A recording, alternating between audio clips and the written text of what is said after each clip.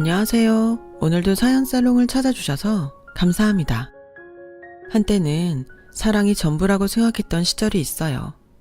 가난한 남자를 만나도 사랑만 있다면 어떻게든 극복할 수 있다고 믿었거든요.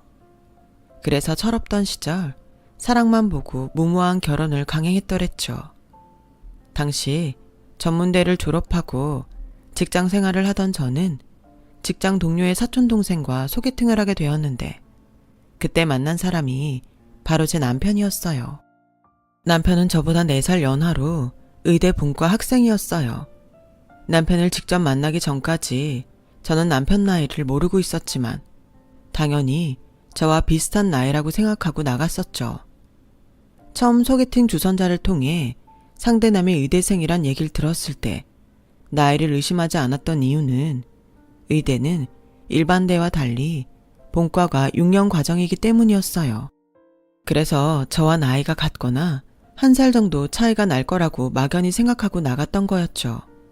그런데 한참 얘기를 나누다 보니 학번이 저와 좀 멀더라고요. 아, 저는 알고 나오신 줄 알았어요. 사실 사촌 누나 싸이월드 사진첩에서 민영 씨를 보고 반해서 제가 소개팅 좀 시켜달라고 막 졸랐거든요. 당연히 사촌 누나가 제 나이를 말했을 거라고 생각했는데 아닌가 보네요. 혹시 제가 연하라서 실망했어요? 방금 전까지도 남자로 보던 사람을 나이를 알았다고 해서 애로 보이지는 않았지만 왠지 죄를 짓는 것 같은 기분이 드는 건 어쩔 수 없더군요. 그래서 헤어질 무렵 더 만나는 건 부담스럽다고 말했죠. 그 말에 남편은 많이 실망한 눈치였어요. 미안하기는 했지만 그날의 소개팅은 그렇게 끝이 나고 말았어요. 그 일은 잊고 회사 업무에 시달리며 하루하루를 보내던 어느 날 직장 동료들과 함께 여름휴가를 갔을 때 찍은 사진을 동료의 싸이월드 사진첩에서 스크랩을 하고 있었는데 거기에 낯익은 이름으로 퍼가요 라는 댓글이 달려있는 걸 봤어요. 동료의 사촌 동생인 제 남편이었죠. 혹시나 하는 마음에 남편의 이름을 클릭해 남편 싸이로 들어가 보니 거기에 제가 함께 찍힌 사진들이 잔뜩 스크랩 돼 있더라고요. 남들 눈에는 남편이 사촌 누나가 찍힌 사진을 스크랩한 걸로 보이겠지만 제 눈에는 좀 달라 보였어요. 스크랩에 간 사진들엔 하나같이 제가 함께 찍혀 있었으니까요. 그날 이후 저는 종종 남편 싸이월드에 들어가 보곤 했는데 그러던 중 방문객 이벤트에 딱 걸렸지 뭐예요. 2317번째 방문자로 선정되었습니다. 라는 문구가 뜨자마자 얼굴이 화끈 달아오르는 게 쥐구멍이라도 숨고 싶은 심정이었어요. 제 입으로 부담되니 만나지 말자 해놓곤 남편 싸이월드에 드나들다가 딱 걸렸으니 왜 안 그렇겠어요? 순간 5만 가지 생각이 떠올랐어요. 그냥 방명록에 실수로 들어왔다고 쓸까? 아니면 어머? 랜덤 타고 아보니 상영씨 홈피네요. 신기방기 라며 시치미를 뗄까? 그것도 아니면 그냥 철판 깔고 모른 척 해버릴까? 머리를 쥐어짜며 온갖 궁리를 해댔죠. 그런데 그때였어요. 제 방명록에 남편이 글을 남겼더라고요. 기다리고 있었어요. 라고요. 알고 보니 남편은 일부러 사촌 누나 홈피에 댓글을 남겼고 제가 그걸 타고 자기 홈으로 와주길 기다렸던 거예요. 그러다 2300번부터 매 방문 순번마다 100개나 이벤트 덫을 깐 거였죠. 한마디로 2301번부터 2400번까지 누가 들어오든 이벤트에 당첨이 되는 구조였던 거예요. 의대 들어갈 정도로 좋은 머리를 이렇게 쓰다니 정말 기가 막힐 노릇이었죠. 아무튼 그 일로 저는 남편과 다시 만나게 되었고 얼마 뒤 정식으로 사귀게 되었어요. 하지만 나이 차이도 그렇고 직장 동료한테 내 사생활을 들키는 게 불편해서 남편한테 당분간 사촌 누나한테는 비밀로 하자고 했죠. 남편도 그게 좋겠다고 동의했고요. 그렇게 비밀 연애는 시작됐어요. 호부호영을 할 수 없었던 홍길동의 심정처럼 전 회사에서 남친이 있어도 있다고 말할 수 없는 처지였어요.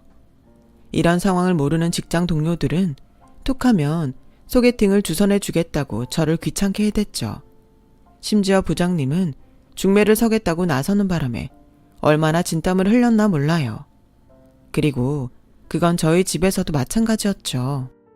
혼기가 찬 딸이 결혼할 생각도 않고 있자 이모와 고모들이 나서서 선자리를 받아오셨거든요. 마치 하루빨리 조카를 시집 보내야 한다는 역사적 사명을 띠고 이 땅에 태어난 사람들처럼 말이죠. 하도 성화가 심해서 할 수 없이 지금 만나고 있는 사람이 있다고 말을 했더니 뭐 하는 사람이냐고 묻더군요. 뭐? 의사? 어머, 언니, 이 기집애 수완 좋은 것 좀 봐. 언니 의사 사위 보게 생겼네? 이모는 제가 로또에 당첨된 것처럼 기뻐했어요. 아직 정식 의사는 아니고 의대생이라고 말했는데도 말이죠. 그런데 진짜 문제는 그 다음이었어요. 아빠가 그 얘기를 들으시곤 집으로 한번 데리고 오라고 하셨거든요. 네가 나이가 어린 것도 아니고 이제 슬슬 결혼 생각도 해야 하지 않겠니? 남자는 남자가 봐야 아는 거야. 그래, 엄마도 꼭 한번 보고 싶으니까 집으로 데려와. 간만에 솜씨발이 좀 할 테니까. 그래, 언제가 좋겠니? 엄마까지 나서서 닥달을 하는 통에 할 수 없이 남편을 집에 초대했어요. 아빠는 사윗감을 앞에 앉혀두고 마치 동사무소 직원이나 되는 것처럼 호구조사를 시작했어요. 뭐? 자네 나이가 몇이라고? 그럼 우리 민영이보다 4살이나 어리단 얘기야? 게다가 아직 학생이면 인턴이며 레지던트는 언제 하고 의사는 언제 되는 건가? 그러고 보니 군대 문제도 있구만. 아, 혹시나 해서 묻겠네. 자네 설마 우리 민영이랑 연애만 하고 결혼은 딴 여자랑 하려는 건 아니겠지? 그럴 생각이라면 시간 끌 거 없이 당장 헤어지게. 난 내 딸이 상처받는 거 보고 싶지 않으니까. 내 말 알겠나? 아버님, 저 그렇게 가벼운 생각으로 민영 씨 만나는 거 아닙니다. 제가 비록 나이도 어리고 의사가 되려면 한참 멀었지만 그래도 마음은 굳건하니까요. 허락만 해주신다면 당장이라도 결혼하겠습니다. 남편의 폭탄 선언에 저도 부모님도 놀라긴 마찬가지였어요. 어디까지나 그 자리는 교제를 허락받기 위한 자리였지 결혼을 허락받으려고 마련한 자리는 아니니까요. 하지만 남편의 이런 단호한 모습이 아빠 마음에 들었는지 아빠는 흔쾌히 허락을 해주셨어요. 하지만 아무런 준비도 없이 얼떨결에 결혼을 하게 된 우리는 시작부터 난관에 봉착하게 되었어요. 자기야, 당장 함께 살 집도 없는데 어떻게 결혼 얘기를 해. 자기 부모님께선 매번 자기 학비 마련하시는 것도 벅차하신다면서. 그러지 말고 아빠한테 말씀드리고 결혼은 나중으로 미루자. 응? 왜 꼭 안 될 거라는 생각부터 해. 지금 살고 있는 오피스텔에서 살면 되고 생활비는 내가 의사면허 딸 때까지 자기가 조금만 고생해주면 안 돼? 그리고 얼마 되지는 않지만 인턴 시작하면 월급도 나오거든. 솔직히 본과 졸업하고 인턴 시작하면 지금처럼 자기랑 만날 시간 내는 것도 힘들 것 같아. 눈에서 멀어지면 마음에서도 멀어진다고. 그러다 자기가 다른 사람한테 간다고 할까봐 내심 마음 졸이고 있었거든. 결혼해서 그런 걱정 날려버리고 싶어 자기야. 나 좀 도와줘.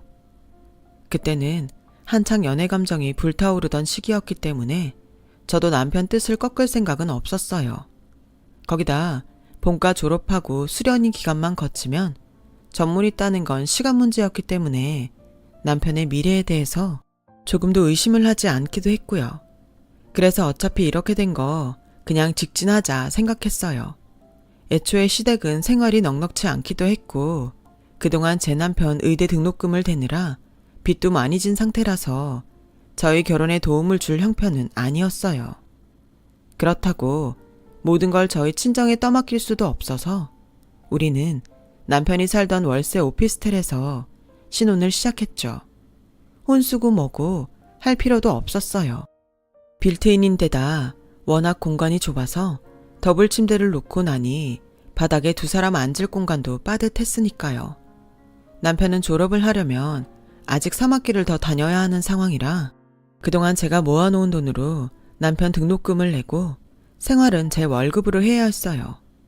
마지막 학기 등록금을 낼 때는 그나마 가진 돈으로 부족해서 직장인 대출까지 받아야 했어요. 남편이 수련이 생활을 시작하면 생활이 좀 나아지지 않을까 했지만 그때는 또 그때 나름대로 돈이 들어갈 곳이 투성이더라고요. 하얀 거탑이라는 드라마에서 나왔던 것처럼 의국에는 우리가 알지 못하는 또 다른 권력이 존재했고 그 라인을 잡으려면 상당한 노력과 자금이 필요했거든요. 윗사람의 눈도장을 받기 위해서 말이죠. 서열이 존재하는 단체나 기관에선 아내들의 내조가 중요하다고 하더니 의국도 마찬가지였어요. 의대 졸업 후 대학병원에 남는 것도 힘들었지만 대학병원에서 실세 라인을 타는 것도 정말 중요하더라고요. 남편의 출세를 위해 뛰어든 아내들의 전쟁은 칼만 안 들었지 정말 살벌하기 그지 없었어요. 회사에서도 별로 눈에 튀지 않게 살아가던 저는 하루아침에 치맛바람 날리며 내 남편을 건사하려 이리 뛰고 저리 뛰는 열혈 아내가 되어야 했어요. 그러는 과정에서 빚은 점점 더 늘어만 갔고요. 생활이 그렇다 보니 친정에 손 벌리는 일이 잦아졌고 그 일로 남편과 다투는 일도 늘어갔어요. 도대체 언제까지 내가 당신 뒷바라지를 해야 하는 거야. 우리 엄마 아빠는 또 무슨 죄냐고. 어버이날이라고 변변한 선물 한번 못 해드리는데 어떻게 또 돈 빌려달란 소리를 해. 내 친정에만 손 벌리지 말고 자기네 집에도 좀 부탁해봐. 나도 더는 힘들어서 못하겠어. 지칠 대로 지쳐있던 저는 결국 폭발해버렸고 그런 제게 미안했던지 남편은 시댁에 돈 부탁을 했나 봐요. 다음 날 어머님이 전화를 했더라고요. 상영이한테 얘기 들었다. 네가 돈 구해오라고 그렇게 닥달을 했다며? 네가 등록금 내줬으니까 나머지는 니네 집에서 내라고. 아니에요 어머님. 오해가 있었던 모양인데 저 그렇게 말한 적 없어요. 네가 안 그랬으면 상영이가 거짓말을 했다는 거냐 뭐냐? 그동안 내가 참고 말 안 했는데 너도 그렇고 니네 친정도 그렇고 참 뻔뻔하다. 길 가는 사람을 붙잡고 물어봐라. 의사 남편 얻는 게 어디 쉬운가? 남들은 병원을 차려준다, 외제차를 뽑아준다, 난리도 아닌데 넌 시집 올 때 해온 게 뭐 있냐? 꼴랑 몸뚱이 하나 들고 와서는 남편 뒷바라지 하나 하는 것도 버거워서 그 난리니? 그럴 거면 애초에 왜 의사 남편을 욕심냈던 거냐? 너 아니었으면 우리 상영이 돈 있는 집에 장가가 돈 걱정 없이 떵떵거리고 살았으래야. 그런 애 앞길을 막아놓고 주제에 고가 생활비 좀 낸다고 그렇게 생색이야. 까놓고 말해서 네가 잘난 게 뭐 있냐? 나이가 어리길 하냐? 학벌이 번번하기를 하냐? 꼴랑 전문대 나온 주제에 그것도 학벌이라고 어디서 유세냐고. 막말로 내 아들이 의사 면허 따면 네가 좋지 내가 좋냐? 그 정도 투자도 안 하고 어떻게 의사 남편 덕을 보고 살 생각을 해? 얌통머리 없는 것 같으니라고. 아무튼 한 번만 더 돈 문제로 우리 상영이한테 유세 떨면 너도 니네 친정도 가만 안 둘 줄 알아. 니들 당장 이혼시키고 내 아들 새장가 보낼 테니까 알아서 하라고. 그간 제 적금 깨서 남편 등록금 대고 제가 번 돈으로 생활을 하고 남편 뒷바라지까지 했는데도 어머님은 고마워하기는커녕 오히려 제가 한 게 없다고 타박이었어요. 그런데 이 일은 어떻게 알았는지 남편 사촌 누나인 회사 동료가 저한테 그러지 뭐예요. 작은 엄마한테 얘기 들었는데 자기 좀 뻔뻔한 거 아냐? 내 사촌이라서가 아니라 솔직히 그렇잖아. 상영이는 인류대 나와 곧 의사까지 될 몸이고 자기는 전문대 졸이잖아. 누가 봐도 기울어지는 건 자긴데 어떻게 남편 의대 등록금 좀 냈다고 그렇게 생색을 내? 한창 병원 일로 바쁠 애한테 어떻게 시댁에 돈 받아오란 소리를 하냐고. 자기가 몰라서 그러는 모양인데 아무리 세상이 변했다지만 그래도 여전히 이사 남편 얻으려면 적어도 아파트에 수입차에 병원까지 열쇠 3개는 있어야 돼. 근데 자긴 해온 게 뭐 있어? 아무것도 없잖아. 그럼 남편 학비 되는 건 당연한 거 아니야? 내 말 너무 서운하게만 생각 말고 주변을 좀 둘러보고 행동해. 자기가 얼마나 뻔뻔하게 구는지 말이야.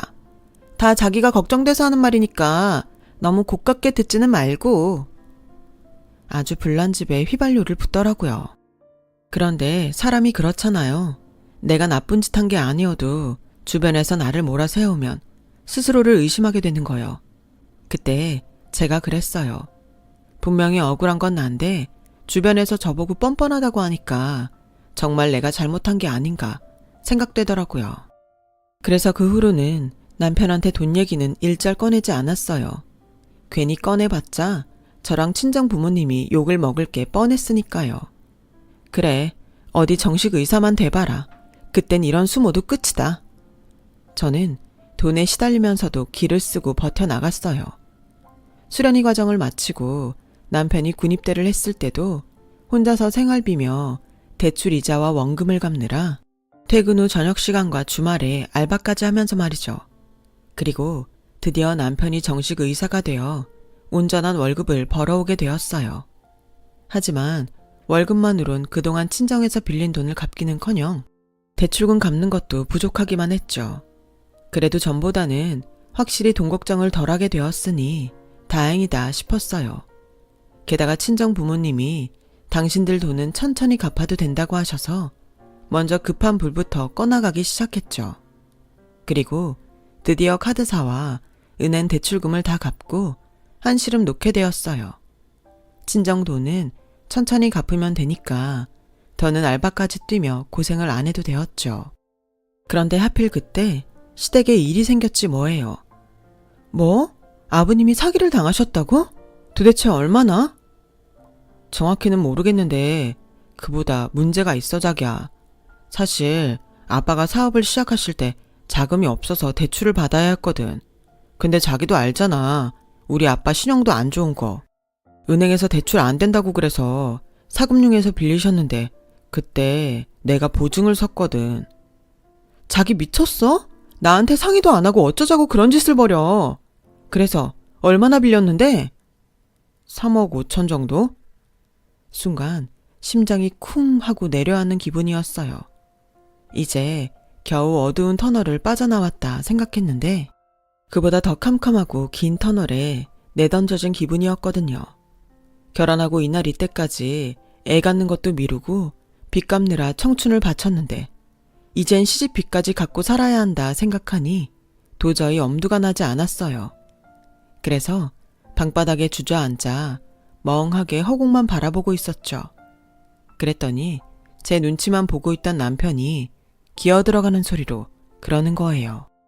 그래서 말인데 우리 이혼하자. 진짜 이혼을 하자는 건 아니고 일이 정리될 때까지만 위장 이혼을 하자고. 우리 집 일인데 당신한테까지 고통을 안겨주고 싶지는 않아. 지금까지 당신이 나 위해 해준 것도 미안해 죽을 지경인데 어떻게 우리 아빠 빚까지 갚아달라 그래? 일단 파산 신청하고 정리되는 대로 다시 혼인신고하면 되니까 그때까지 자기는 친정에 가서 지내. 여기 있으면 빚쟁이들한테 시달릴 테니까.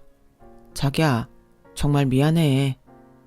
그래도 일말의 양심은 있었는지 남편은 저라도 편히 지내라며 먼저 위장이혼 얘기를 꺼내주었어요. 처음엔 싫다고 버텼던 저는 남편의 설득에 못 이겨 결국 이혼 서류에 도장을 찍고 말았죠. 그런데 제가 완전히 속았던 거예요. 제가 친정으로 짐을 옮긴 이후 남편은 제 전화도 받지 않았거든요. 처음엔 혹시 빚쟁이들한테 저까지 피해를 당할까 걱정이 돼서 일부러 연락을 끊은 게 아닌가 생각했는데 그게 아니었더라고요. 제 회사 동료가 언제부턴가 제 눈치를 살피더니 저 몰래 저와 싸이 일촌을 끊었더라고요. 아무래도 이상해서 다른 직장 동료 싸이 아이디로 들어가 홈피를 확인했더니 글쎄 제 남편 결혼식에 다녀왔더라고요. 시아버지가 사기를 당해 엄청난 빚이 생겼다는 것도 다 거짓말이었어요. 저랑 이혼하려고 술을 쓴 거였죠. 더 기가 막힌 건 남편의 새 부인과 오래전부터 서로 교류를 해왔다는 거였죠. 심지어 제 남편이 군 복무를 하고 있을 때 그 여자랑 같이 면회도 갔었더라고요. 남편의 외도를 알면서도 지금껏 입을 다물고 있었던 거예요. 게다가 서로 주고받은 방명록 내용을 보니 그 여자한테 명품 백도 선물을 받은 것 같았어요. 그 여자는 꽤 이름 있는 병원 원장 딸로 이혼 경력이 있는 돌싱이었는데 전 남편과 사이에서 낳은 7살짜리 딸이 하나 있더라고요. 제 남편은 그동안 그 아이의 아빠 노릇까지 하며 유치원 행사에도 함께 다녀오곤 했더라고요. 그동안 저는 남편과 그의 가족들한테 완전히 속고 살았던 거죠. 모르면 모를까 상황을 알게 된 저는 이대로 넘길 수만은 없었어요. 그래서 부모님께 사실을 말씀드리고 변호사를 선임해 소송에 들어갔죠. 그러자 회사 동료는 저를 만류하며 이미 깨진 사이인데 차라리 위자료나 두둑히 받는 게 낫지 않냐고 하더군요. 지금 나보고 위자료 받고 꺼지라고? 누구 좋으라고? 지금껏 내가 그 인간 의사 만들겠다고 어떤 수모를 겪으며 살았는데 그깟 돈 몇 푼으로 끝내? 나 그 인간은 물론 그 여자 집안까지 똥바가지 뒤집어 쓰게 할 거니까 내 신경 긁지 말고 너도 꺼져. 명품백 갖고 그 더러운 짓거리에 동참하니까 살판 나디? 그 밥에 그 나물이라고? 그 인간이나 너나 다 똑같은 쓰레기야. 그 인간한테 전해. 난 더 이상 잃을 것도 없으니까 더러운 꼴 제대로 보여주겠다고. 악에 받쳐 소리를 지르자 동료는 꼬리를 내리고 도망쳤어요. 그 바람에 회사엔 소문이 다 나버렸죠. 그리고 며칠 뒤 남편의 내연녀가 저를 찾아왔더라고요. 그 여자는 도도한 표정으로 마치 자기는 티끌만큼의 잘못도 저지른 적 없는 사람처럼 고상하게 말했어요. 보상해 드릴게요. 원하는 게 있으면 말씀하세요. 뭐든 들어드릴게요. 그런 내연녀의 태도에 저는 더 화가 났어요. 이러면 안 되는 거잖아요. 버젓이 아내가 있는 남자랑 간통을 저지르고 속여서 이혼까지 시키곤 사과 한마디 없이 뻔뻔하면 정말 안 되는 거잖아요. 안 그런가요? 어떻게 그런 추잡한 짓을 벌이고도 사과 한 번 안 해요? 당신이 이렇게 뻔뻔하게 나오면 안 되는 거잖아. 간통료 주제 보상해준다고? 그래, 얼마나 줄 건데? 50억? 100억? 그 정도 줄 거 아니면 내 앞에서 꼴값 떨지 마. 나 열받으면 네 딸 유치원 가서 네가 내 남편이랑 간통 저지른 상간녀라고 떠들어대는 수가 있어? 언제까지 네가 그렇게 당당할 수 있는지 참 궁금하다. 설마 남의 눈에 피눈물 흘리게 해놓고 네 인생이 편할 거라 생각한 건 아니지? 나 그놈도 너도 용서 못해. 찢어 죽이고 말려 죽여도 시원찮다고. 그러니까 그 빳빳한 고개 바닥에 쳐박고 평생 쪽팔리게 살아. 어차피 돈이잖아요. 당신이 그 이한테 줬던 것도 돈이고 이렇게 화를 내는 것도 이제 돈벌이 좀 하게 된 남편 뺏긴 게 아까워 그러는 거 아니냐고요. 그러니까 돈으로 보상한다고요. 그깟 사과 받으면 뭐 할 건데요? 그런다고 그쪽 인생이 나아지는 거 있겠어요? 그래서 주겠다는 거예요. 그쪽이 잃어버린 사랑, 시간, 돈으로 보상해주겠다고요. 소송 걸겠다면 거세요. 그런데 그거 알죠? 내 나라에서 돈이 얼마나 큰 영향력을 발휘하는지. 그쪽이 고소하면 난 아빠 힘 빌어서 우리나라 최고 로펌에 일 맡길 거예요. 비록 당신이 피해자긴 해도 아마 법정에선 그쪽이 원하는 대로 판결이 나오진 않을 거란 얘기예요. 이 나라 법은 억울한 사람 편이 아니라 힘 있고 돈 있는 사람 편이란 거 잘 생각해서 판단하세요. 미치도록 억울했지만 그 여자 말이 사실이었어요. 저희 쪽 변호사가 그러더라고요. 이혼 서류에 도장을 찍은 건 저고 남편이 저를 속여서 도장을 받았다는 증거도 없어서 제가 할 수 있는 건 간통을 저지른 남편에 대한 위자료와 상간녀한테 받을 수 있는 1, 2천만 원 가량의 상간녀 위자료 정도라고요. 거기다 제가 혹시라도 아이 유치원에 남편과 그의 아내에 대한 간통 사실을 소문내게 되면 차후 제가 오히려 역소송을 당할 수도 있다고요. 그쪽이 대형 로펌을 끼고 소송을 걸 경우 저는 엄청난 합의금과 배상을 하게 될 수도 있었어요. 어느 쪽으로 하든 제가 입은 상처는 치유될 수 없더군요. 그래서 소송을 접고 위자료를 받기로 했어요. 그간 남편 학비며 뒷바라지하면서 들어간 친정돈 외에 10억을 더 받고 소송을 취하했어요. 그리고는 다니던 회사를 그만두고 나왔어요. 이미 회사 내에 저에 대한 소문이 파다하게 퍼진 상태라 도저히 고개를 들고 다닐 수가 없었거든요. 전 남편의 사촌 누나 역시 그 일로 회사를 그만뒀다고 하더군요. 저야 사람들한테 동정의 눈빛을 받게 되었지만 동료는 가해자로 찍혀 사내 여직원들의 공공의 적이 됐으니까요. 그렇게 시간은 흘러 저는 어엿한 건물주가 되었어요. 상간녀한테 받은 위자료로 시작한 온라인 수입 대행업이 잘 돼서 얼마 전 건물을 구입했거든요. 건물 1층엔 부모님이 하시던 식당을 이전했고 2층과 3층은 제가 사무실로 쓰고 있어요. 4층과 옥상은 부모님과 제가 사는 살림집으로 쓰고 있고요. 한때 믿었던 남자한테 배신당하고 만신창이 돌싱이 됐던 제가 이만하면 성공한 셈이죠. 과거에 연연하고 살았다면 오늘의 행복은 꿈도 못 꿨을 테니까요. 복수를 못했다는 게 좀 아쉽기는 하지만요. 하지만 끝날 때까지 끝난 게 아니라던 요기베라의 말처럼 제 인생은 아직 끝난 게 아니었더라고요. 돈 많은 여자 만나 신분 상승을 할 줄 알았던 전 남편이 글쎄 거지꼴이 돼선 저를 찾아왔지 뭐예요. 장인 병원에서 죽어라 이랬는데 작은 의료사고 하나 냈다고 팽하지 뭐야.